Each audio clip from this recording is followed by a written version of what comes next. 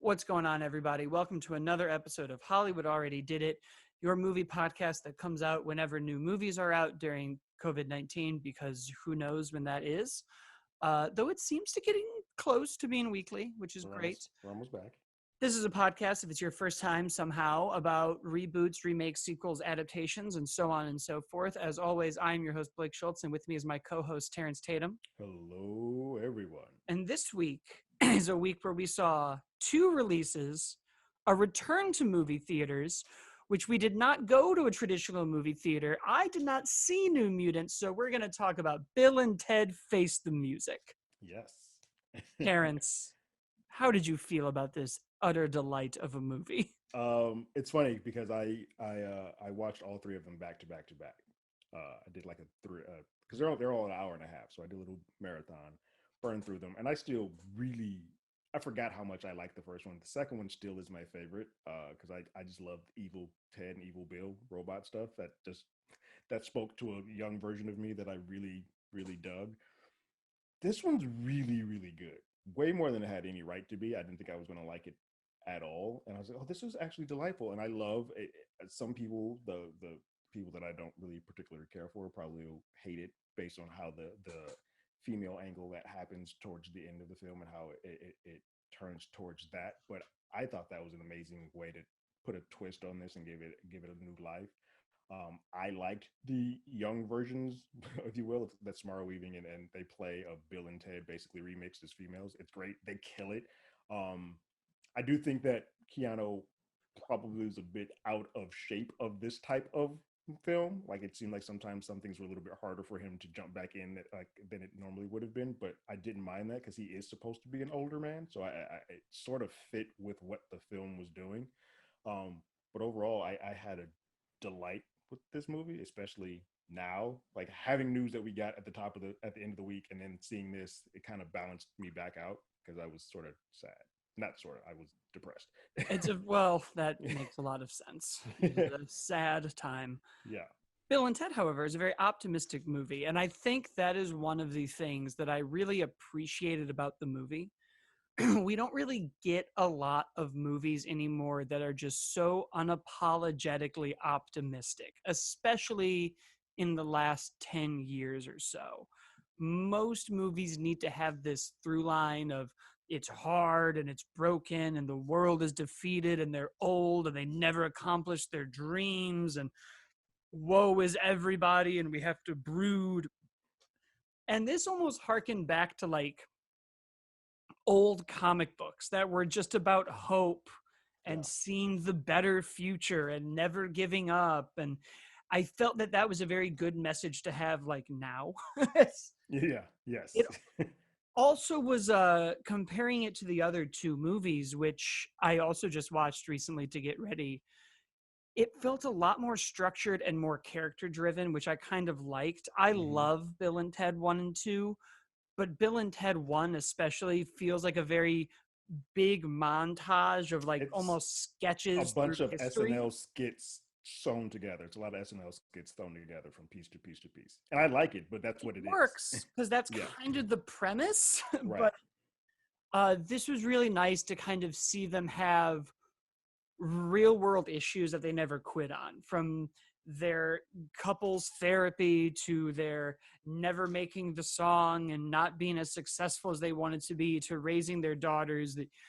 We got a much stronger arc than I think we've seen in the other two movies, and kind of more meaning behind them. I think there's a much bigger heartbeat and a more heartfelt story here. Now, some of that occurs because we've gone through two films with these folks already, so they sort of have a built-in starting point, so that sort of helps that. But yeah, this is a lot more of a heartfelt film than either of the two combined have, which I think is why it rings true right now, because we need a little bit of that heartfelt stuff. It's also nice to catch up to a character you haven't seen in 30, 40 years and not Yeah, have them be completely a mess. It's and not like they us. ever Yeah, gave up on making the song. The yeah, first joke is just that their constant need to get creative ultimately like held them back in a lot of ways and right, places. correct. But at the Uh same time, it their constant creativeness taught their kids how to just adore and love music and listen to all types of sounds to sort of fix what inevitably becomes the issue of this film.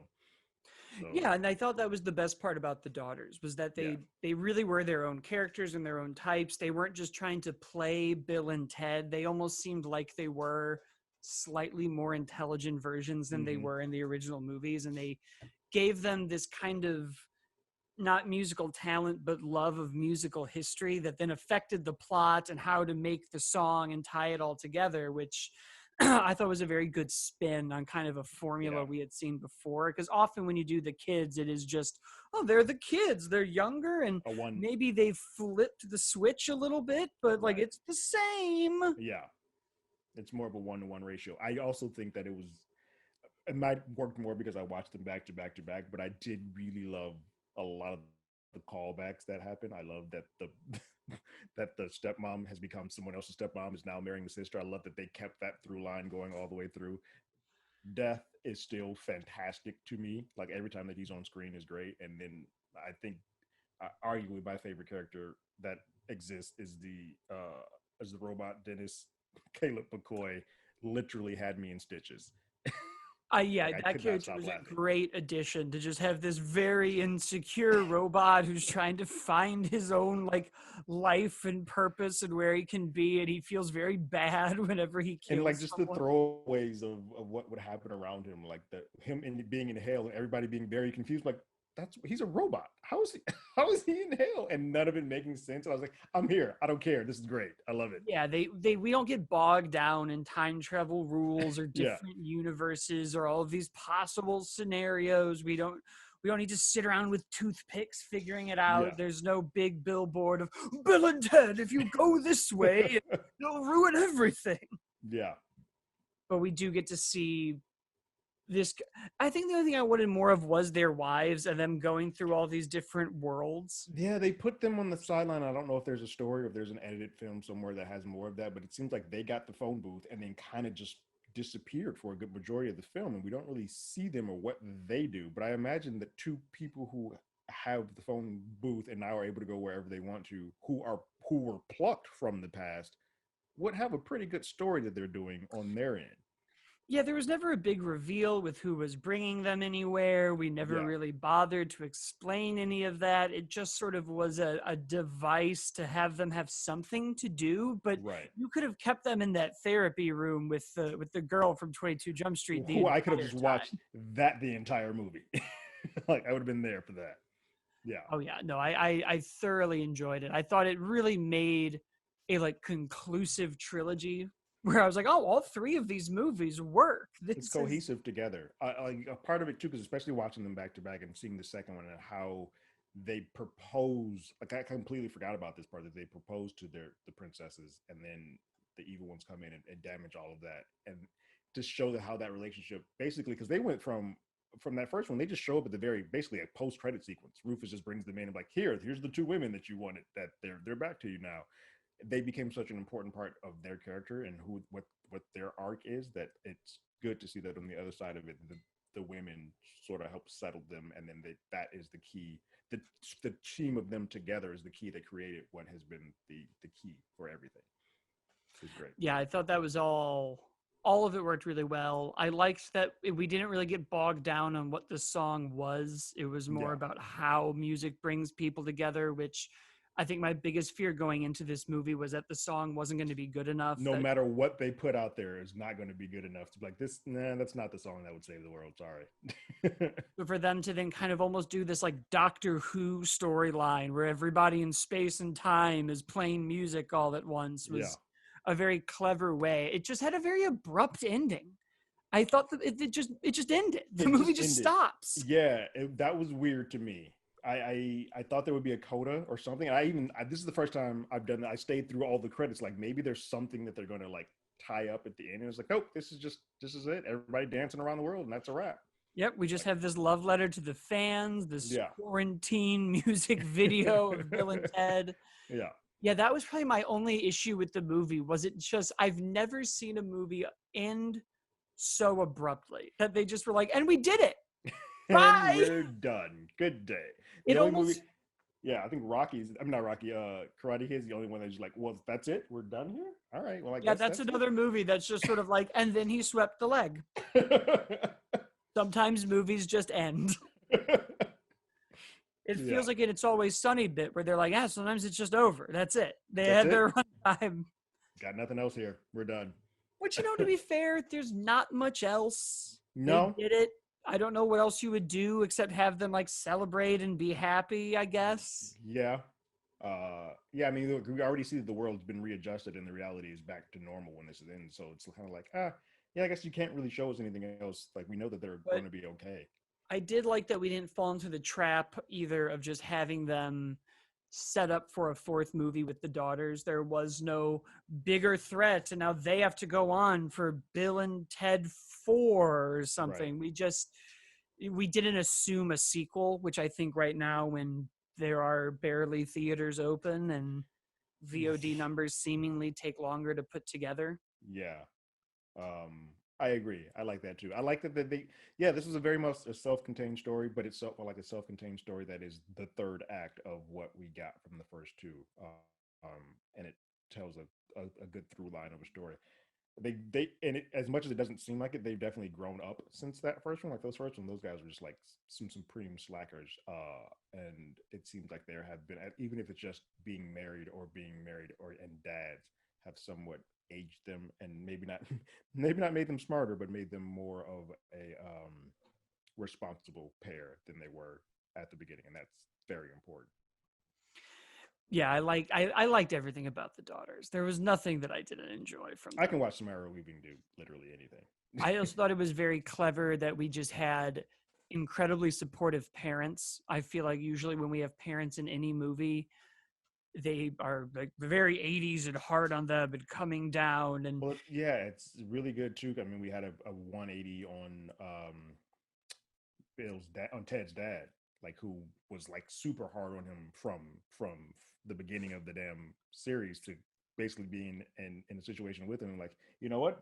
This is all you were all right. Everything you said it's true. My bad. So where do we go from here? Because I made a mistake. I also, and I think it's worth talking about the idea of finding these like great musicians Yeah. to make the song. My only issue is we went back to this drummer in the prehistoric time for a joke, and I was like, there's famous There's drummers we could real get. drummers we could go get. Right. I would have been fine with a Travis Barker Yeah. cameo. There were Like options you give me there, like a Sheila Eve, like, all right, let's do it. Like you have options. We can make this happen. but having Kid Cudi show up and understand As everything just about Kid time Cudi. and space. And then just to be like, all right, Cuddy, we stop. We don't have time.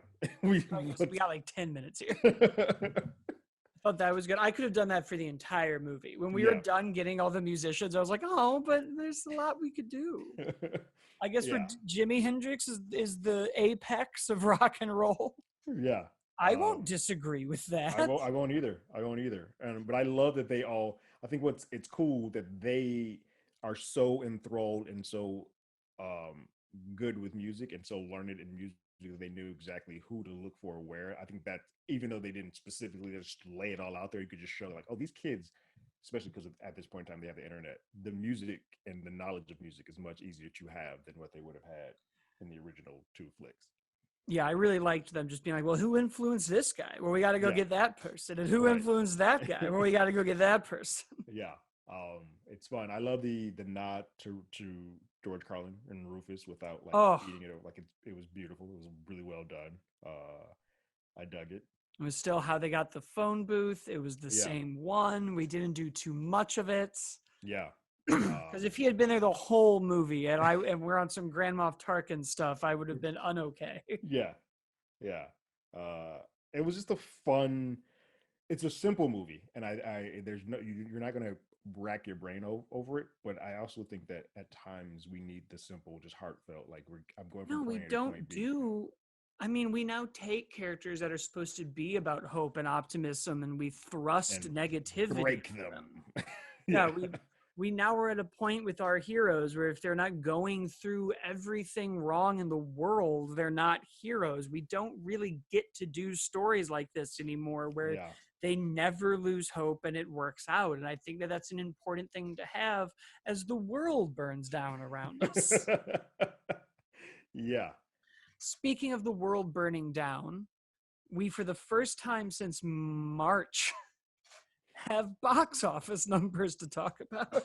What? Unless you have more to say on Bill and No, I'm Ted. excited. I'm actually excited to So, see some box office numbers. I mean, I don't have many because they're not reporting on many, but the New Mutants came out in the middle of a pandemic. Whether or not you agree with that, it happened because studios like money. Boy, did they make some of it. I don't want to talk too much about this because I feel like next week we'll do a whole New Mutants episode. But this incredibly delayed movie that has gone through hell in development has finally come to theaters, 2,412 of them to be precise, where it has grossed at this point $8 million. At Wow. the underside of its projection, they were hoping for 8 to 10. If you kind of whittle that math down at $12 a ticket, that means about 500,000 people went to theaters or drive-ins, I would say, yeah, maybe. drive-ins are up there as well. So, what do you make of that? It's interesting because I don't know.